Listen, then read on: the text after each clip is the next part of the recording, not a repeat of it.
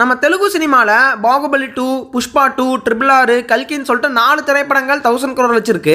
அதே மாதிரி நம்ம கன்னட சினிமாவில் KGF சாப்டர் 2 ஒரு 1000 crore ஃபிலிம் இருக்கு. அப்புறம் ஹிந்தி சினிமாவில் கூட தங்கல், பத்தான், ஜவான்னு சொல்லிட்டு 3000 crore ஃபிலிம் இருக்கு. ஆனால் எல்லா தகுதிகளும் இருக்கக்கூடிய நம்ம தமிழ் சினிமாவில் மட்டும் இது நாள் வரைக்கும் ஒரு 1000 crore ஃபிலிம் கூட வந்தது கிடையாது.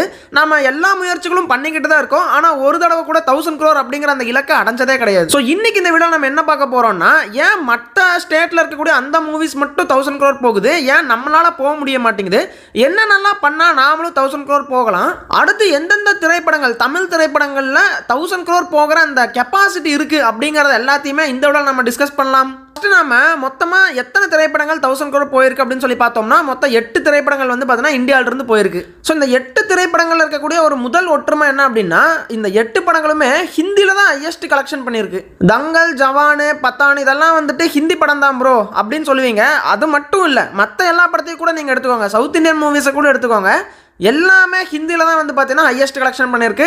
ஹிந்தியில் ஹையஸ்ட் கலெக்ஷன் பண்ணதுனால தான் அது 1000 crore போயிருக்கு. அப்போ நம்ம தமிழ் சினிமாவுக்கு தேவையான முக்கியமான விஷயம் என்னன்னா, ஹிந்தி ஆடியன்ஸை கவர் பண்ணுற மாதிரியான ஒரு திரைப்படம் தான்.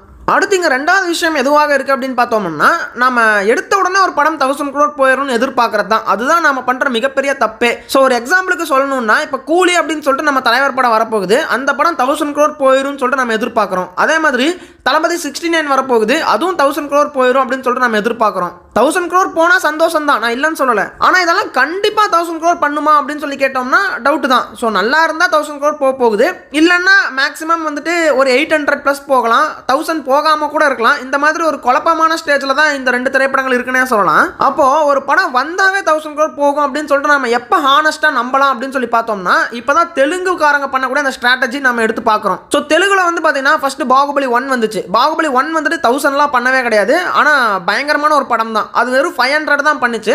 ஹிந்தியில் வந்து பார்த்தீங்கன்னா பயங்கரமாக ஃபேமஸ் ஆயிருச்சு பாகுபலி அப்படிங்கிற அந்த ஒரு படம். அதுவும் இல்லாமல் அந்த படத்தினுடைய பார்ட் 2க்கு பர்ஃபெக்டான லீடுமே கொடுத்துருந்தாங்க. அந்த லீடெல்லாம் சேர்ந்து பார்ட் 2 வந்தப்போ அதை வேற லெவலில் தூக்கிட்டு போனாங்க ஹிந்தி ஆடியன்ஸ். சேம் அதே தான் KGFக்கும் ஹேப்பன் ஆகிருக்கு. KGF 1 வந்தப்போ வெறும் 250 crores தான் வசூல் பண்ணிச்சு. அதனுடைய பார்ட் 2க்கு பர்ஃபெக்டாக லீடு கொடுத்து முடிச்சிருந்தாங்க. அதே மாதிரி ஹிந்தியில் அது ஃபேமஸ் ஆனதுனால தான் KGF 2 வந்தப்போ அதை 1000 crore கூட்டிட்டு போனாங்க. சேம் அதே விஷயம் தான் புஷ்பாக்கும் நடந்திருக்கு. புஷ்பா 1 வந்தப்போ வெறும் 350 சம்திங் தான் வசூல் பண்ணிச்சு. புஷ்பா 2க்கு ஒரு பர்ஃபெக்டான லீடு கொடுத்துருந்தாங்க. அது ஹிந்தி ஆடியன்ஸ்க்கு பிடிச்சி போய் அதை 1000 crore இப்போ தூக்கிட்டு போயிருக்காங்க. ஸோ இந்த மாதிரி தான் ஒரு படம் ரிலீஸ் ஆகுது அப்படின்னா எடுத்த உடனே அது 1000 crore போயிடணும்னு ஆசைப்படுறதே முதல் தப்பான விஷயம் தான். அதுக்கு கரெக்டான ஒரு ஸ்க்ரீன் பிளே அமைச்சு கரெக்டாக பார்ட் 2க்கு லீடு கொடுத்து கரெக்டாக அந்த படத்தை நம்ம செதுக்கி வச்சுருந்தோம் அப்படின்னா கண்டிப்பாக அந்த படம் ஹிந்தி ஆடியன்ஸ்க்கு ஒர்க் அவுட் ஆயிடுச்சு அப்படின்னா அதனுடைய பார்ட் 2 வர்றப்போ வேற லெவலில் வந்து பார்த்தோன்னா அதை செலிப்ரேட் பண்ணி 1000 crore கூட்டிகிட்டு போவாங்க. ஸோ பாகுபலி 1, KGF 1, புஷ்பா 1 இந்த 3 திரைப்படங்கள் மாதிரி தமிழ் சினிமாவில் பார்ட் 1 ஏதாவது இருக்கா, தமிழ் சினிமாவில் இருக்கா அப்படின்னு சொல்லிட்டு நம்ம யோசிச்சோம்னா அந்த மாதிரி என்ன படம் இருக்குது, அதுதான் நம்ம விக்ரம். ஸோ இந்த விக்ரம் அப்படிங்கிற திரைப்படம் வந்து பார்த்தீங்கன்னா ஹிந்தியில் பெருசாலாம் கலெக்ட் பண்ணப்படலை, பட் ஹிந்தியில் பயங்கரமாக ஃபேமஸ் ஆகிருக்கு. ஸோ இந்த Disney+ Hotstarல வந்து பார்த்தீங்கன்னா வேற லெவலில் அந்த ஹிந்தியில் வந்து பார்த்தீங்கன்னா பார்த்து தள்ளியிருக்கானுங்க. ஸோ அதனாலே வந்துட்டு விக்ரம் 2க்கு ஒரு மிகப்பெரிய ஹைப் வந்துட்டு இந்தியா ஃபுல்லாகவே இருக்குது அப்படின்னே சொல்லலாம். அதுவும் LCU கனெக்ட் அப்படிங்கிறப்போ வேற லெவல் ஹைப் இருக்குது அப்படின்னு தான் சொல்லி ஆகணும். ஸோ எப்படி பாகுபலி, KGF அண்ட் புஷ்பா இந்த 3லையுமே பர்ஃபெக்டான ஒரு சீக்குவலுக்கு லீடு கொடுத்துருந்தாங்களோ, அதே மாதிரி நம்ம விக்ரம்லையுமே வந்துட்டு ரோலக்ஸை கூட்டிகிட்டு வந்து ஒரு LCU அப்படிங்கிற ஒரு உலகத்தை ஃபார்ம் பண்ணி அழகாவே வந்து பார்த்தீங்கன்னா பார்ட் 2க்கு லீடு கொடுத்து முடிச்சிருக்காங்க. ஸோ பார்ட் 2 வர்ற பட்சத்தில் அது நல்லா இருந்துச்சுன்னா கண்டிப்பாக விக்ரம் 2 வந்துட்டு 1000 crore ஃபிலிமாக மாறுறதுக்கான வாய்ப்பு அதிகமாகவே இருக்குது அப்படின்னு சொல்லலாம். ஸோ அதுக்கப்புறமா 1000ல் ஒருவன் அப்படிங்கிற இந்த ஒரு திரைப்படத்தை பற்றி நம்ம பேசி ஆகணும். 1000ல் ஒருவன் திரைப்படம் வந்தப்போ நம்ம கண்டுக்கலை, ஆனால் தெலுங்குல வந்து பார்த்தீங்கன்னா நல்லாவே 1000ல் ஒருவன் போச்சு. அந்த படத்துலையுமே பார்ட் 2க்கு ப்ராப்பராக லீடு கொடுத்து முடிச்சிருப்பாங்க, சோழரின் பயணம் தொடரும்னு சொல்லிட்டு. ஸோ அந்த பயணம் இப்போ தொடர்ந்து வந்துச்சு அப்படின்னா இப்போ வந்து பார்த்தீங்கன்னா வேற லெவலில் ஒரு ஹைப் இந்த படத்துக்கு இருக்குன்னே சொல்லலாம். ஸோ அதுவுமே 1000 crore போகிறதுக்கான வாய்ப்பு இருக்குது 1000ல் ஒருவன் 2. அடுத்து வாய்ப்பை தவற விட்ட 2 திரைப்படங்கள் தமிழ் சினிமாவில் அப்படின்னு சொல்லி பார்த்தோம்னா பொன்னியின் செல்வன் 1 அண்ட் கங்குவா பார்ட் 1 இந்த 2 திரைப்படங்கள் தான். ஏன்னா பெரிய பட்ஜெட் இருந்துச்சு, ஆர்டிஸ்ட் நிறைய பேர் இருந்தாங்க, நல்ல கதை இருந்துச்சு, அது எல்லாத்தையுமே ஸ்க்ரீன் பிளேல சொதப்பின ஒரு படங்கள் எதுனா பொன்னியின் செல்வன் சீரிஸும் கங்குவாவும் தான். இந்த 2 திரைப்படங்கள் பக்காவாக வந்து பார்த்தீங்கன்னா இந்த பார்ட் 1 எடுத்திருந்தாங்கன்னா பார்ட் 2க்கு வேற லெவலில் ஹைப் கிரியேட் ஆகி வேற லெவலில் அதெல்லாம் கலெக்ட் பண்ணியிருக்கும். பட் ரெண்டுமே சொதப்பிட்டானுங்க அப்படின்னு தான் சொல்லி ஆகணும். ஆக மொத்தத்தில் இந்த பார்ட் 1 பார்ட் 2 அப்படிங்கிற ட்ரெண்டை தான் நாமளும் ஃபாலோ பண்ணணும். பார்ட் 1 வச்சு தான் நம்ம பார்ட் 2 1000 crore கொண்டு போக முடியும். ஸோ நம்ம பிரசாந்த் நீல் கூட சலார் பார்ட் 1 அப்படிங்கிற திரைப்படத்தை எடுத்தார். அந்த படம் கிட்டத்தட்ட 700+ கலெக்ட் பண்ணிச்சு. இப்போ பார்ட் 2 அவர் எடுத்தாருன்னா கண்டிப்பாக 1000 போகிறதுக்கான வாய்ப்பு நிறையாவே இருக்குது. அதே மாதிரி தான் கல்கி பார்ட் 1 அப்படின்னு சொல்கிறத எடுத்திருக்காங்க. ஆக்சுவலாக அதுவே 1000 பண்ணிருச்சு. அப்போ பார்ட் 2 எடுத்தாங்க அப்படின்னா கண்டிப்பாக வந்துட்டு 1500+ போகிறதுக்கான வாய்ப்பு நிறையாவே இருக்குது. ஸோ இந்த மாதிரி நம்ம 1000 crore ஃபிலிமை எடுத்த உடனே எக்ஸ்பெக்ட் பண்ணோம்னா அது நம்மளுடைய முட்டாள்தனமாக தான் இருக்கும். ஒரு பர்ஃபெக்டான பார்ட் 1 ரெடி பண்ணி அதுக்கு பர்ஃபெக்டான பார்ட் 2க்கான சீக்வலை கொடுத்து அழகாக வந்து பார்த்தீங்கன்னா அந்த பார்ட் 2 நம்ம கொண்டு போனோம்னா அந்த பார்ட் 2 வேணால் நம்ம 1000 crore படமாக மாற்றி காட்ட முடியும் தமிழ் சினிமாவை பொறுத்த வரைக்கும். இப்போ எல்லாருமே அதுக்கு தான் முயற்சி பண்ணிருக்காங்க. இப்போ தேவாரால கூட பார்த்தீங்கன்னா பார்ட் 1 முடிஞ்சு போனாலும் ஒரு லீடு கொடுத்து பார்ட் 2 எடுத்து அதை 1000 crore போகலாம் அப்படிங்கிற பிளானில் தான் எடுத்தாங்க. ஆனால் அது ஒர்க் அவுட் ஆகாமல் போயிடுச்சு. கங்குவாவும் அதே மாதிரி தான் ஒர்க் அவுட் ஆகாமல் போயிடுச்சு. ஆனால் அது ஒர்க் அவுட் ஆயிடுச்சு அப்படின்னா அது வேற லெவலில் வந்து பார்த்தோன்னா பற்றி எரியும் அப்படிங்கிறத உண்மை. ஸோ நம்மளை 1000 crore கிளப்புக்கு கூட்டிகிட்டு போகும்னு நினச்ச பொன்னியின் செல்வனும் கங்குவாவும் நம்மளை கைவிட்டுருச்சு. ஆனால் விக்ரம் 2வும் 1001 2க்கும் பெரிய ஸ்கோப் வந்து பார்த்தோன்னா தமிழ் சினிமாவில் இருக்குது. ஸோ அவங்க 2 பேரும் சாதிச்சாங்கன்னா கண்டிப்பாக 1000 crore நம்ம போக முடியும். இப்போ நீங்கள் கேட்பீங்க, ப்ரோ வட சென்னை அப்படின்னு சொல்லிட்டு ஒரு படம் நல்ல படம் தான், ப்ராப்பரான பார்ட் 2க்கு லீடு கொடுத்தாங்க, பார்ட் 2 வந்துச்சுன்னா அது 1000 போகுமா? அதே மாதிரி இப்போ விடுதலை 2 அப்படின்னு சொல்லிட்டு ஒரு படம் வரப்போகுது.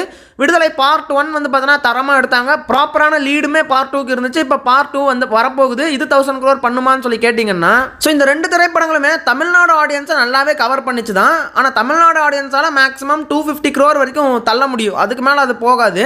ஆனால் ஹிந்தி ஆடியன்ஸ் நினச்சாதான் மேக்ஸிமம் வந்துட்டு 700+ crores அவங்க தான் கொடுத்தாகணும். ஸோ அவங்கள கவர் பண்ணுற மாதிரியான ஒரு படமாக இருந்தால் மட்டும்தான் 1000 crore போகுமே தவிர வெறும் தமிழ் ஆடியன்ஸை மட்டும் வச்சு நம்மளால் தள்ள முடியாது. இந்த வட சென்னை அப்புறம் விடுதலை இது ரெண்டும் ஏன் நம்ம ஹிந்தி ஆடியன்ஸ்க்கு பிடிக்கல, வெறும் தமிழில் மட்டும் ஒர்க் அவுட் ஆச்சுன்னு கேட்டிங்கன்னா, ஹிந்தி ஆடியன்ஸை பொறுத்த வரைக்கும் நல்லா கிராண்டான விஷுவல்ஸ் அவங்க எதிர்பார்க்குறாங்க. ஒரு பாகுபலிலையோ கேஜிஎஃப்லையோ புஷ்பாலையோ வந்து பார்த்தீங்கன்னா விஷுவல்ஸ் எல்லாம் ரொம்ப கிராண்டாக பிரம்மாண்டமாக வந்து பார்த்தோன்னா இருக்கும். ஸோ அந்த பிரம்மாண்டம் அந்த கிராண்ட்னஸ் வந்து பார்த்தோன்னா வட சென்னையிலையோ அல்லது விடுதலை படத்துலையோ கிடையாது. அதனால தான் தமிழ்நாட்டு மக்களுக்கு மட்டும் அது ஒர்க் அவுட் ஆச்சே தவிர ஹிந்தி பக்கம் அது போகலை. ஆனால் பொன்னியின் செல்வனாக இருக்கட்டும் கங்குவாவாக இருக்கட்டும் அந்த கிராண்டான விஷுவல்ஸ் இருந்துமே அது போகலை அப்படின்னா ப்ராப்பரான ஸ்க்ரீன் பிளே இல்லை அப்படிங்கிறது தான் உண்மை. ஸோ இப்போ நம்ம தமிழ் சினிமாவுக்கு தேவைப்படுற விஷயம் 1000 crore ஃபிலிம் கிடையாது, 1000 crore கூட்டிகிட்டு போகிற அளவுக்கு ஒர்த்தாக இருக்கக்கூடிய ஒரு படம், அதாவது ஹிந்தி ஆடியன்ஸை கவர் பண்ணுற மாதிரியான ஒரு படம். அந்த படம் பார்ட் 1 நல்லா ஹிட் ஆனதுக்கு அப்புறமா நம்ம பார்ட் 2ல 1000 crore போய்க்கலாம். ஏன்னா இப்போ நீங்கள் பார்த்தீங்கன்னா தெலுங்குல ஹனுமான் ஒரு படம் வந்துச்சு,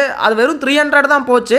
ஆனால் அடுத்து ஜெய் ஹனுமான் ஒரு படம் வருது, அது 1000 போகிறதுக்கான வாய்ப்பு அதிகமாகவே இருக்குது. அதே மாதிரி தான் சாண்டல்வுட்டில் காந்தாரா வந்துச்சு, அது வெறும் 450 தான் போச்சு. ஆனால் காந்தாரா 2 அனௌன்ஸ்மெண்ட் விட்டுருக்காங்க, அது 1000 போகிறதுக்கான வாய்ப்பு நிறையாவே இருக்குது. ஸோ இந்த மாதிரி ஹனுமான் காந்தாரா இப்படிலாம் இருக்குது பார்த்தீங்களா, இந்த மாதிரியான ஒரு படம் தான் இப்போ நம்ம தமிழ் சினிமாவுக்கு தேவை. அந்த படம் நல்லா ரீச் ஆனதுக்கு அப்புறமா அதனுடைய பார்ட் 2 நம்ம 1000க்கு கூட்டிகிட்டு போகலாம். ஸோ இப்போ அடுத்து எல்லாருமே ஒரு கேள்வி கேட்பீங்க, ப்ரோ வெறும் பார்ட் 2 மட்டும் தான் 1000 crore போகுமா, ஏன் ஸ்டாண்ட் அலோன் ஃபிலிம் வந்துட்டு 1000 போகாதா? இப்போ RRR எடுத்துக்கோங்க, அது 1000 போச்சு. அதே மாதிரி கல்கி பார்ட் 1 1000 போச்சு.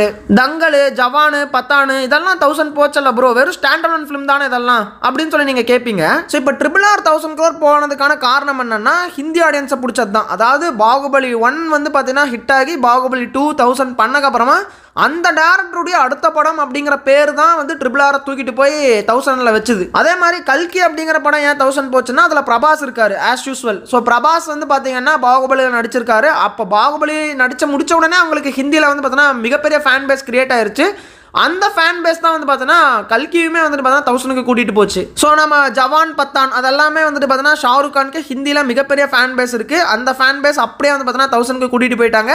தங்கல் வந்து பார்த்தீங்கன்னா சைனால தான் 1000+ crores வசூலாச்சு, இந்தியாவில் ஆகலை. ஸோ ஒரு ஸ்டாண்ட் அலோன் ஃபிலிம் 1000 crore பண்ணியிருக்கு அப்படிங்கிற பட்சத்துலையுமே அதுக்கு முன்னாடி யார் இருக்காங்கன்னு பார்க்கணும். அதுக்கு முன்னாடி இந்த பார்ட் 1 பார்ட் 2 சீரிஸ் தான் இருக்குது. RRR 1000 போனதுக்கு காரணம் பாகுபலி சீரிஸ் தான். கல்கி பார்ட் 1 1000 போனதுக்கான காரணம் அதுக்கு முன்னாடி இருந்த பாகுபலியில் நம்ம பிரபாஸ் நடிச்சாரு அப்படிங்கிற காரணத்தினால தான். ஸோ இப்படி பார்ட் 1 பார்ட் 2 முடிச்சுட்டு அதுக்கப்புறமா ஒரு ஸ்டாண்ட் அலோன் ஃபிலிம் எடுத்து தான் அவங்கள 1000 பண்ணியிருக்காங்க. எடுத்த உடனே 1000 வந்து பார்த்தீங்கன்னா யாருமே சவுத் இந்தியாவிலிருந்து இன்னும் பண்ணல. ஸோ அந்த மாதிரி தான் நம்ம தமிழ் சினிமாவில் இப்போ ஃபர்ஸ்ட் அந்த பார்ட் 1 ஃபிலிம் அத்தியாவசியமாகவே தேவைப்படுது.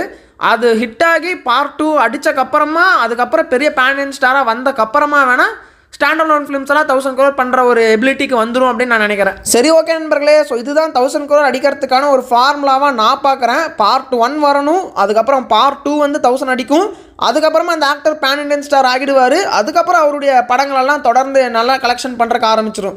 இப்படி தான் வந்து பார்த்தீங்கன்னா தெலுங்குல இருக்குது. கன்னடாலையும் வந்துட்டு இப்போ யாஷ் பேன் இண்டியன் ஸ்டார் ஆகிட்டார். ஆனக்கப்புறம் தான் டாக்ஸிக் அப்படிங்கிற படம் 1000 crore எக்ஸ்பெக்டேஷன்ஸில் இருக்குது. ஆனால் அதுக்கு முன்னாடி இருக்கிறது KGF 1 and 2 தான். ஸோ இந்த மாதிரி தமிழ் சினிமாவுக்கு தேவை இப்போ ஒரு பார்ட் 1 ஃபிலிம் அப்படின்னு சொல்லிட்டு நான் நினைக்கிறேன். இதை பற்றின உங்களுடைய கருத்து என்ன அப்படின்னு சொல்லிட்டு மறக்காமல் கமெண்ட்டில் சொல்லுங்கள். அண்ட் ஆல்சோ வேறு எந்த திரைப்படங்களுக்கெல்லாம் 1000 கோடி அப்படிங்கிற அந்த ஒரு இலக்கை அடையிறதுக்கான வாய்ப்பு அதிகமாக இருக்குது நம்ம தமிழ் இண்டஸ்ட்ரியில். அது என்ன படம் உங்களுக்கு தோணுதோ அதையும் மறக்காமல் கமெண்ட்டில் சொல்லிட்டு போங்க. உங்களை நான் அடுத்த வீடியோவில் சந்திக்கிறேன்.